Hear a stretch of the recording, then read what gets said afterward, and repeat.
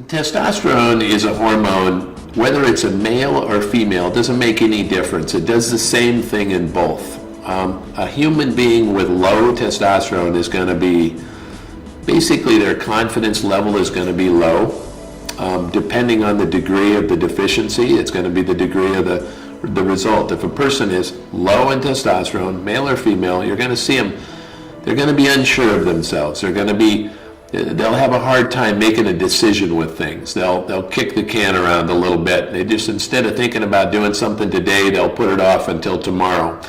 They'll be typically depressed. And when I say depressed, not necessarily hanging their head and crying, but they're not feeling like superstars anymore. They're not feeling like they can take on the world and solve problems. They're just, they're unsure, unstable, just feeling less than in so many ways.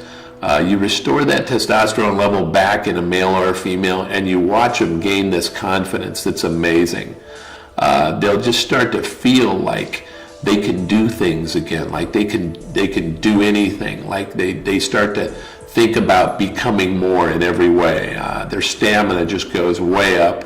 And you know, if you think back when you were 20 years old and you think back about the feeling of just having this undeniable energy that just never ends. I mean, that's really a big part of it, of a program, and having that testosterone level optimal is just so important to be able to maintain that. You know, it's commonly thought and misunderstood by a lot of women think that testosterone is only for men. Couldn't be further from the truth. You commonly see women, by the time they get 40 years old, they've got a 50% or worse testosterone deficiency. It's almost, you always see it. Male or female, you're going to see about a 50% deficiency. And the same problems that a male will have from low testosterone, the women's going to have the same thing. Women don't have as much testosterone, but that doesn't mean that the testosterone they have isn't extremely important to their health. It basically works exactly the same way. The confidence in the female will be low, the metabolism will be low, the body composition will be poor. It just makes a huge difference for women or for men, whether they have those levels in an optimal range or not. Treating testosterone deficiencies, there's a lot of different ways to treat testosterone deficiencies. I believe that there are methods that are used that work much better than others. For females, since they take very small amounts of testosterone, typically it's used in a transdermal base. In other words, it's applied to the skin, and it's a very small amount, and it's used daily. With males, generally speaking, I mean, there are transdermal applications available for men. There's injectable applications for men. I feel very strongly about some particular methods that I believe are much better, and the injectable form is in fact superior in my opinion in many ways. We've developed a way of treating injectables here that I think is far superior to what's been available in the past. I just do think that it works much better than most transdermals. There's less head hair loss, and you just maintain a better level of health, I believe. Testosterone declines as we age, basically because each day that you live past the age of 25, you're losing more and more cells. Those cells are dying every day. Your glands that produce hormones are just not capable as producing as much. So year after year, as you go along, you have less and less cells to produce those various hormones, okay? So you end up with this situation, usually by age 25 is about when the decline starts. By age 35, you're already noticing a pretty significant drop in the levels. In young men, you'll see testosterone levels, for example. I've seen as high as 1,250 in a 22-year-old male.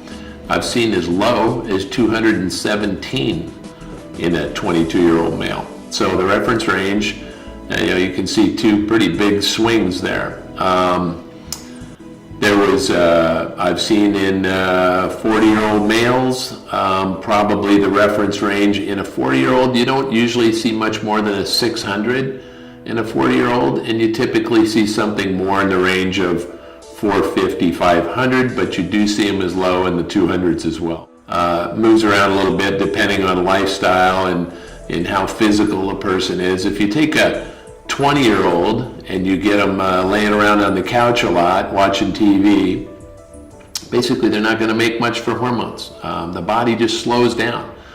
The skin doesn't get dark if you're not walking out into the sun. Your body doesn't make a lot of hormones if you're not active. So when you see all these young people that are real inactive today, hormonally they become very deficient.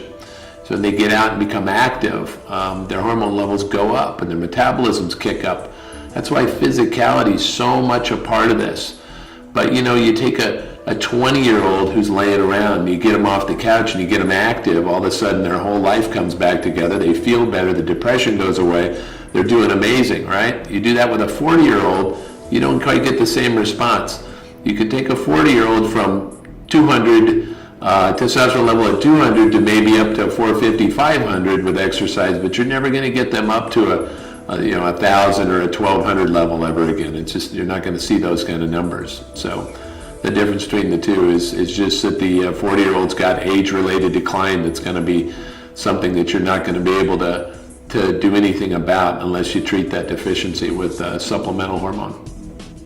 Testosterone replacement therapy has become such commonplace now. It's funny, I look back in probably 2005, you could probably find about 100 physicians, you could probably find about maybe 5 or 6 that would be supportive of testosterone replacement.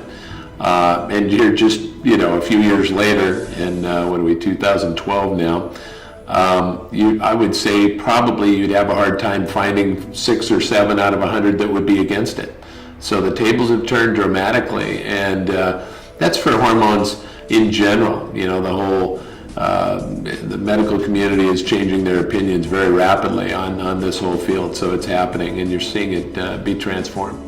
Changing your testosterone level will in fact impact so many other hormones. It's just one of many, but it's definitely, all these hormones are interrelated. So if you change one, it definitely affects the others. So as far as, there's just a lot to know about balancing and how one change affects another. So if you change your estrogen, it will change your testosterone, it will change your thyroid. If you change your testosterone, it will change your estrogen, it will change your thyroid. So they're all interrelated and they all work synergistically. You just got to understand how they all function together, and you got to understand the balancing part.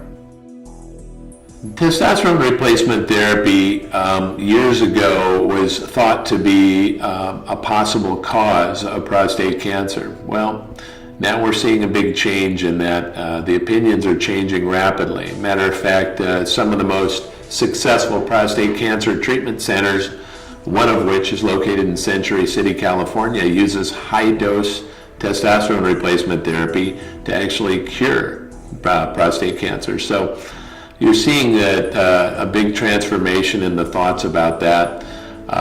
It's just old school was definitely driving it the other direction. We now believe that estradiol levels being elevated are much more the culprit in the prostate cancer arena.